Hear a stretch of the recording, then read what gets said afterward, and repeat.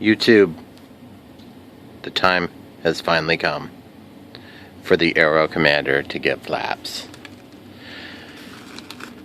Step 1, look inside. Take note of the fact that there's quite a bit of room in there if it weren't for all the wiring from the lights. Okay, set this down out of the way. Let's talk about weight for a minute. Ooh, good idea. We need to weigh this thing and get our baseline. So this is before. Now we fly this on a variety of batteries, so we're just going to weigh it empty, which is fine. Apples to apples is always the best for comparisons like this. I have to flip that over. Make sure we're zeroed.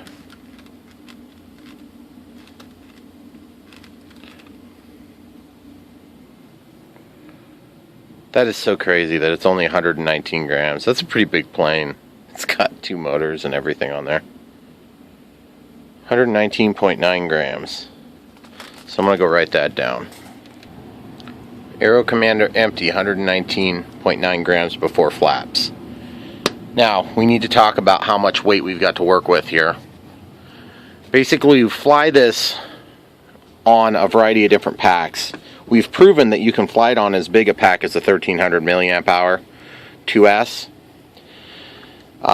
In my case, that requires an adapter that would go in here. Okay, so let's just weigh that real quick.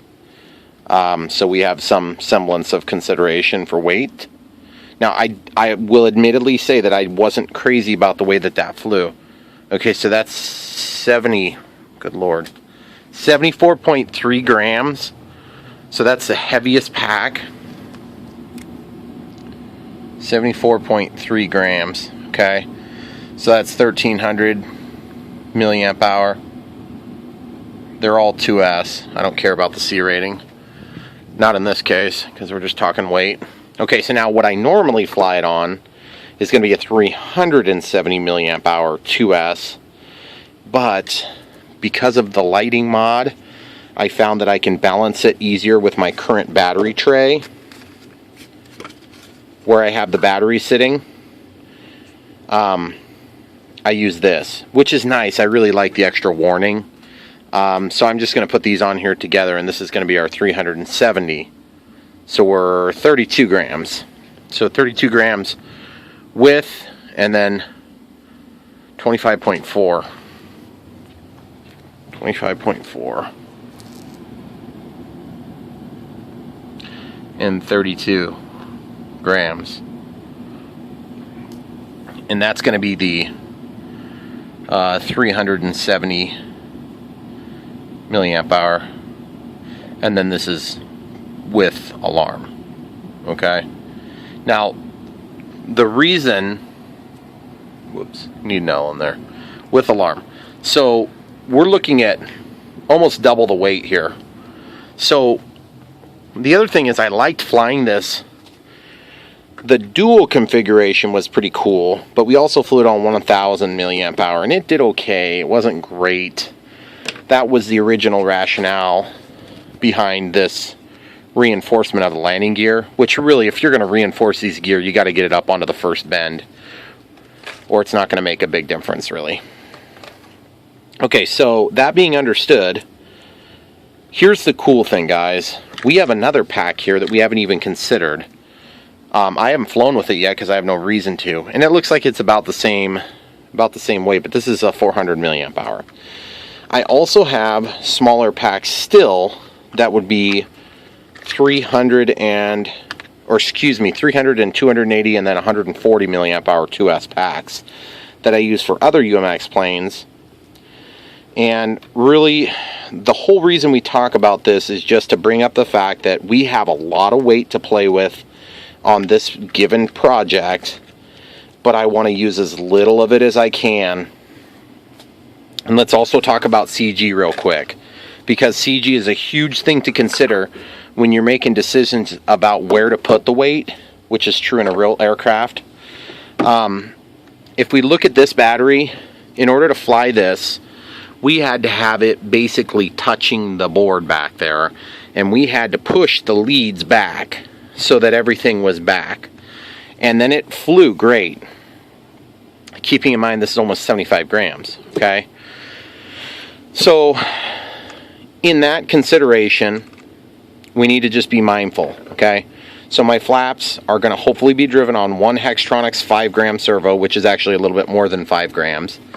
And then I'm going to use an AR610. Now, why the AR610 instead of the 11RX 6-channel without stabilization? Well, the reason is because I have this and I don't have that. And I don't particularly like this type of receiver. If I'm going to have a 6-channel receiver to drive a plane, I'm going to get one with a stabilizer just because that's what I do. And I happen to have 2 of them.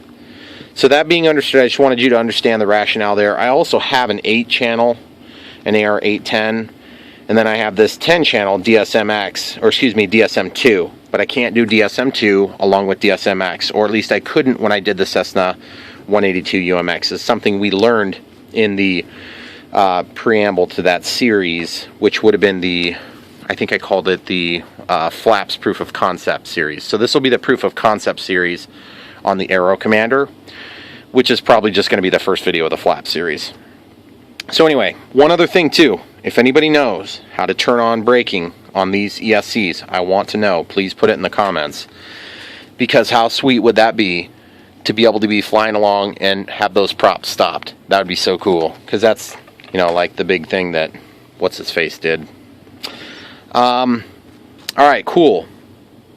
Next up, we have to make a decision on how much weight this stuff is going to weigh, first of all. So we're at, this has not been modified. I have no tape off. I have no grooves cut in it. I have the whole case on here. Okay, so let's just plop it down here, make sure it all gets on there. And I have a screw that needs to go in there still, but I'm going to cut off the sides. In fact, let's just make sure that it's in there. I know that it's probably not needed, but I want to be as no BS-y about on this project here, guys. Because this, I really like this plane. I do not want to compromise its performance in any way. However, being a little bit heavier, it can handle.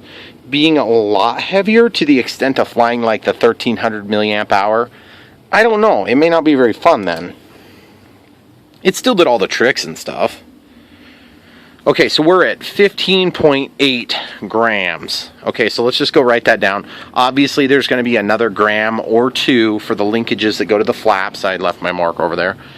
So we're probably going to be into it 16, 17 grams would be a safe estimation. But I'm going to lighten everything up by taking cases off of everything. So this is the AR610. And this is the Hextronics, so the HXT500, okay, which is a single servo, okay. That was 15.4 grams, if I recall, and I'll just write it down and then pause it. 15.8, all right. Okay, so real quick consideration. The plane flew pretty good on 1,000 milliamps. Of course, I don't have that down here, but I could go get it and measure it. It flies really good on 370 milliamp hour, okay. So, and not only that, I'm getting 9 minutes of flight time out of this. On the 1300 milliamp hour, I think we were like way over 12. We just ran out of time. We got sick of filming for that video. So that means the alarm, if we play our cards right and we get the CG corrected by moving some of the weight in front of the CG, then that will take away the requirement for the alarm. The other thing is I may need to reinvest in the battery tray right now. It's kind of shaped like this, if I recall exactly. And so what I'm doing is the batteries are right here. Well, the thing is I may need to move those forward to satisfy any sort of CG requirement here. Okay, so if my strap is here, I may need to just cut 2 new grooves and have the battery pointed the other way so that the CG is going to get worked out. But anyway, right now it looks like we're at 25 plus 16. We should be totally good, because we're still well away from this target. Now this is where we don't want to exceed, but if we were close, it'd probably be okay, because keep in mind we're going to have the flaps so we can really bring the speed down without stalling. So anyway, these are all the considerations that I come up with when I'm doing my initial thoughts, and sometimes I show it, sometimes I don't. Usually I just show you guys the way I waffle when I'm trying to make a tough decision later.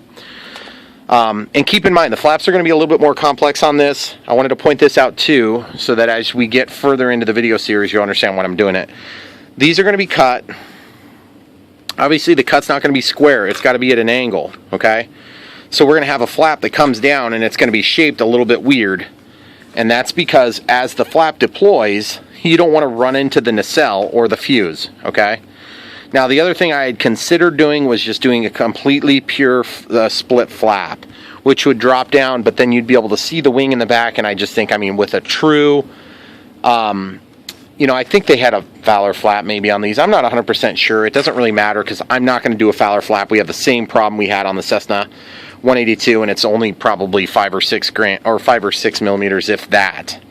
So, and you can see we've already got the structure here that comes out, and it goes to the linear servo for the ailerons on both sides. So this is going to be a flap, of course, and so it's going to be cut like this. So it's going to be square and square, and then this is going to be square, and then it's going to be square, or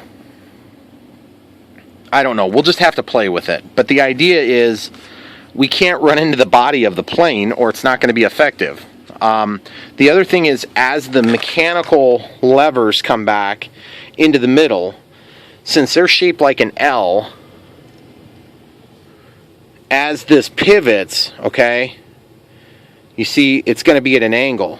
So you've got these two things that are going to be like this neutrally, and then as they come up, they'll go together, and then they'll get back apart. So I have to come up with a solution for these issues along the way. So I've been thinking about this stuff for a while, and tonight is going to be the proof of concept to at least get the servos working for flaps, and we're going to make some initial decisions on weight and whether we're going to go with this thing versus that. So this is going to be kind of the preamble here. So keeping in mind that we had pretty good luck on that Cessna. I feel like the Cessna 182, things went really smooth. Except for in the proof of concept. So we won't need this anymore. We'll probably need that later. Alright, so the first things first, we've got the Aero Commander. It's already bound. And I'm not sure if you guys are having this problem, but I have been having this problem where I will be throttle cuts on, throttle sticks down. I've been having this problem with the Aero Commander doesn't want to initiate. And that has nothing to do with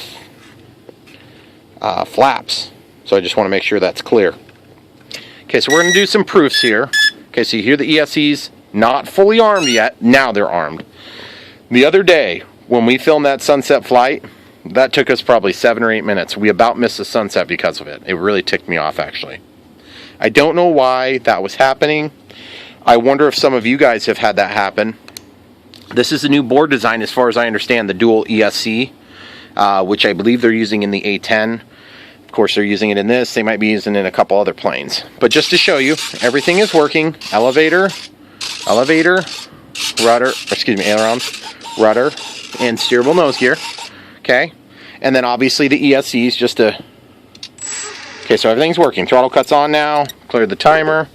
So now I'm going to unplug this. And this is where we're going to start doing our binding. Okay, so we can leave that battery ready to go. So now I've got an ESC over here that I'm just going to use for convenience sake. And we want to plug that into just somewhere. Throttle, probably. Doesn't really matter. You can plug it into any of the ports. These Spectrum receivers have these little tabs that are supposed to prevent you from plugging in your servo plugs the wrong way. And I wish they would get off of that. That's so stupid. It doesn't do anybody any good. Just make them opened like everybody else. Save the 1/10 of a gram, you know. Okay, so I got a bind plug here. That's the other thing, is they're bind plugs. You can't stick in another competitive bind plug because you've got the case in the way.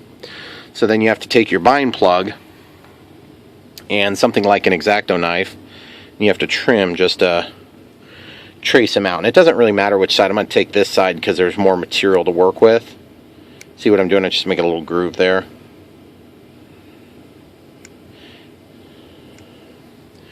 And guys, not to beat up on Horizon. Horizon does a really good job on like 99% of the stuff they do. I just, I just wish that they would listen to us. We are their customers. And I feel like sometimes they just don't listen to us. They just think we're a bunch of annoying people. It's like, sorry, we're your customers, so if you don't like it, maybe pick a different line of work. I need a...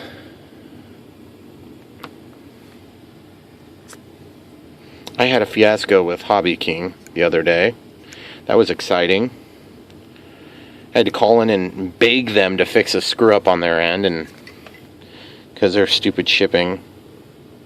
Anyway, I don't even want to talk about that. It's just going to make me all mad and ruin this experience. So, but luckily, it seems like they might have got it fixed, maybe. But we'll wait and see.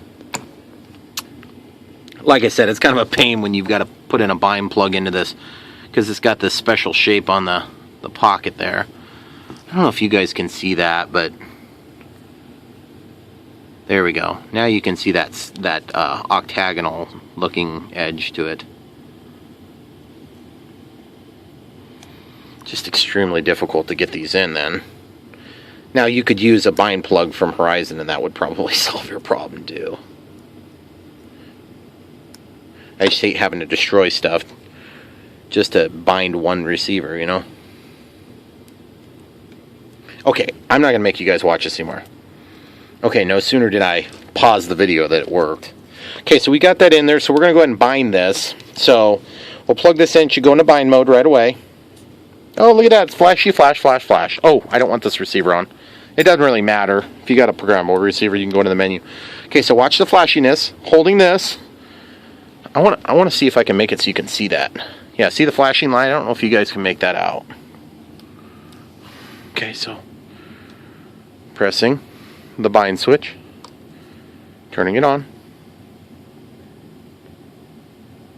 Okay, so it's binding UMX 22 milliseconds, which speaks to the refresh rate, I think is what that means. Okay, there we go. Okay, so we're on auxiliary. Let's go over to, so that's flaps. Now, let's go ahead and, throttle cut is on.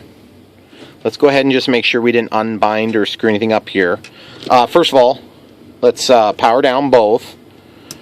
I don't know why, it's just a creature of habit here, but I'm going to power down all this stuff. I'll pull the bind plug out, we'll leave it there, because the last time we thought we were done, we weren't done for a long time. Okay, so it doesn't really matter what order we do it, but let's just suppose that the plane's going to get plugged in first. Turn on your radio. Throttle cut is on. Make sure that the RF is working. DX18. Okay, good. So plug this in, and it shouldn't matter. They're both bound. It should immediately work. Okay, that one worked. Okay. That was a little easier than last time I did this. Okay, so that takes care of that part. So now we have to figure out some different solutions for weight management on this. So let's unplug this. Well, actually, hold on. We got to double check something. Okay, so that's flaps. What's gear doing on here? I wonder what gear does. I think originally they said gear was going to be used for safe. Oh, good lord, you can barely unplug that thing. That's ridiculous. Okay, got it unplugged. Oh, that's cool. Guys, we got 2 different channels. Okay, 2 different channels. Opens up a whole different realm of possibility. A guy could run 2 different servos without doing servo reversers for flaps. A guy, and I say guy generically, not trying to exclude anybody. If you look on here, those landing gear, oh man, that would be so sweet. But they're super complicated. I'm sorry, I'm just wetting my own whistle here. We're not doing retracts on this plane. Too much weight. It's going to be way too much work. Somebody else go for it, and then I'll copy you. Okay. For now, we're doing flaps. We've proven that the electronics will work, except for proving that we have power on there. Now, Obviously we have some LEDs running. And the LEDs are tapping power from... Where did we tap power from on this?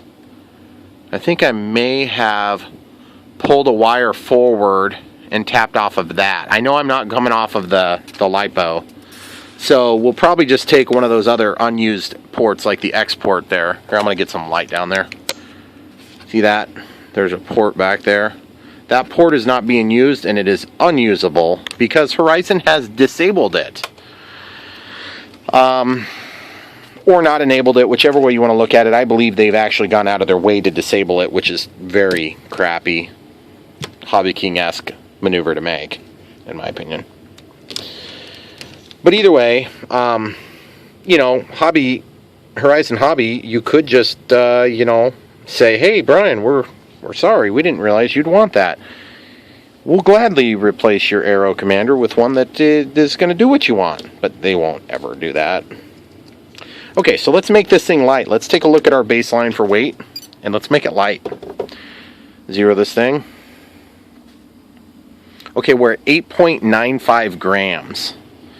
Okay, we got to write that down. 6.95 and 8.95.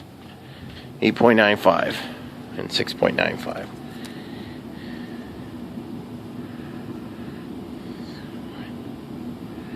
Okay, and that's for the 6.95 grams and 8.95 grams. So now guys, I just wanted to mention something real quick. If you like watching these videos and you like seeing all this awesome struggle and pain and suffering on my part, I'm going to challenge you to watch the whole thing and learn what you need to learn, because there's no reason you can't do this.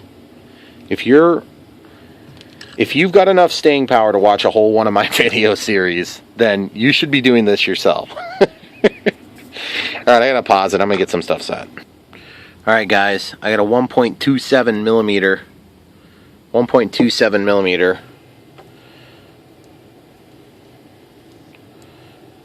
Allen wrench. Like, why the heck would you not just use a Phillips screw? I just don't understand. Whatever. We can't all be partial to Phillips. Okay, so remember, this is just going to be kind of trying to save some weight time and figure out what we're working with. Good Lord, man, that thing felt like it broke. Oh, that son of a gun is slipping. Okay, so maybe it's standard. I don't know. It's not wanting to turn. That's for sure as heck. Someone put that back for now.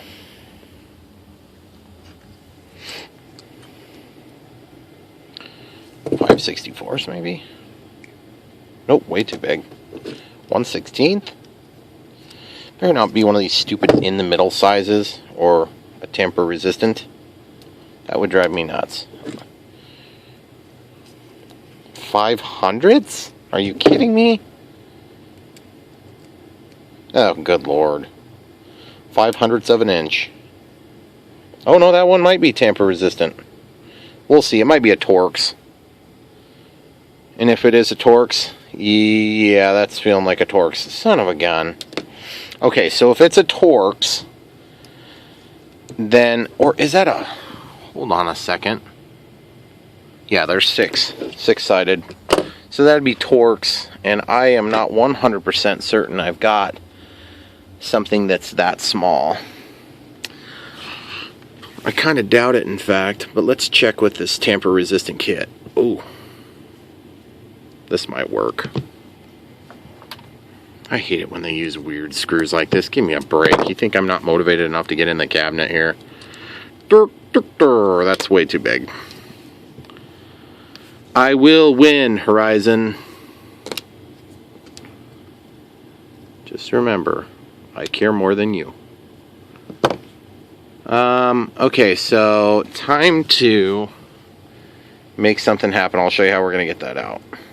Well, the first thing I'm going to do is I'm going to get this side out.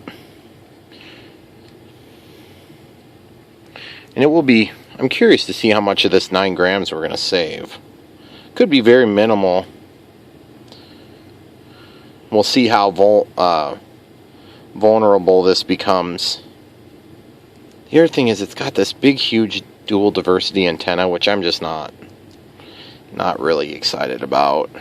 I'd really like to have a short antenna and another short antenna, and I could save this antenna for another application, which, to be honest with you, I'd like the dual diversity for the full range receiver like this, but I just don't like it in this application, which is definitely not the way Horizon expected it to be used.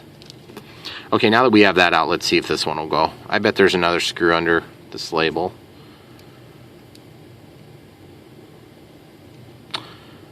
It irritates me when they spin like that. You get one that spins and one that doesn't. Okay, so we're gonna have to come back. I'm gonna have to find a bit that will work for that. Sometimes if you're lucky you can just put in a flat, but you'll also damage your flat bit if you're not careful, especially on one that's this tight. I don't understand why they have it so tight. Alright, I'm gonna figure it out. I'll come right back. Alright guys, 1/64th bit.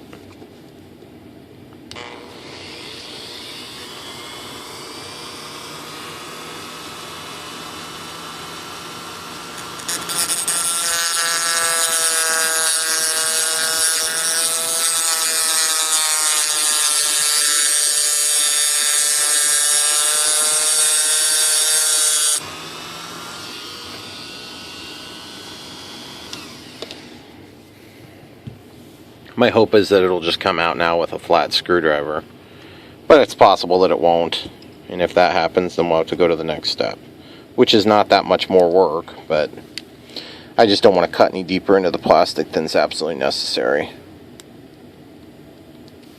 I don't think it's going to come out. Not that way, we'll have to just cut it off, which is not really that big a deal either. It's just annoying to have to do that.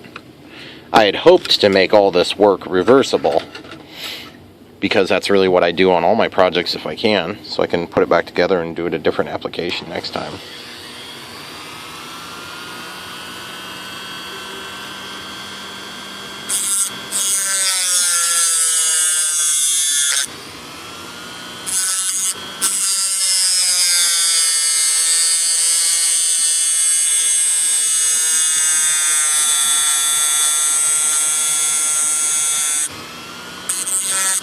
Okay, I got a lot more of a bite that time, so we'll see if it will work now.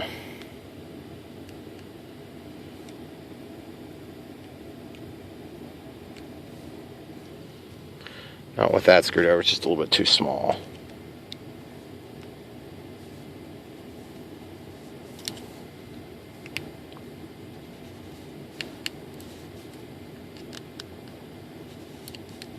It actually is turning, which is strange. Didn't really expect it would move. Maybe now that I've heated it up, it's okay with spinning. I'm going to try to actually get this squared up and then I can get a better notch. I'll cut the other half too.